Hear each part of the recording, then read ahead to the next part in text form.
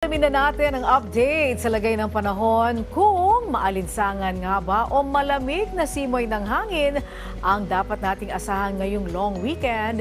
Ihatid sa atin yan ni Pag-asa Weather Specialist Chanel Dominguez.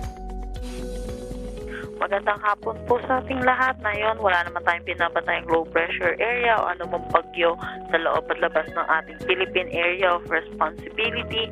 Pero itong easterlies ay nakaka-apekto dito sa malaking bahagi ng ating bansa. Sahan natin, malaking bahagi ng ating bansa kasama na ang Metro Manila. Makakaranas tayo ng mainit or maalinsangan na panahon na may mga tsansa pa rin ng localized thunderstorm lalo na sa hapon at sa gabi. Northeast monsoon naman natin or yung hanging amihan ay umiiral dito sa extreme northern Luzon. Sahan natin sa Batanes at Cagayan, makakaranas na ng maulap na papawirin na may mga mahihinang pag-ulan. For Ilocos Region, Cordillera Administrative Region at nalalabing bahagi ng Cagayan Valley, sahan natin ang bahagya hanggang sa maulap na papawirin na may mga pulo-pulong mahihinang pag-ulan.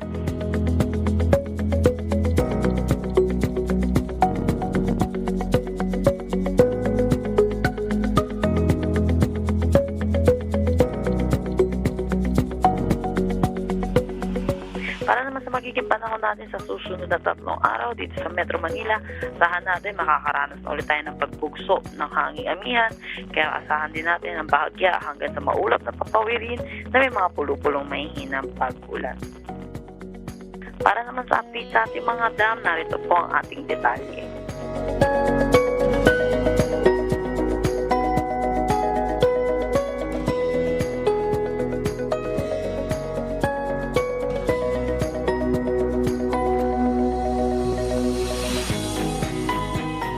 Para naman po sa mga pinakamababang temperatura na na-record po natin ngayong araw, number 1 po dito ang Baguio with 14.8 degrees Celsius.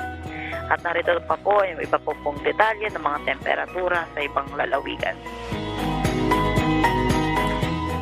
At yan po muna latest dito sa Pag-asa Weather Forecasting Center. Chanel Dominguez po at magandang hapon.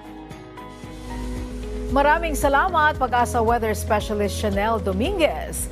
At paalala muli sa ating mga kababayan, para maging ligtas sa lahat ng pagkakataon mula sa epekto ng pabago-bagong panahon, ugaliing tumutok dito lamang sa PTV Info Weather.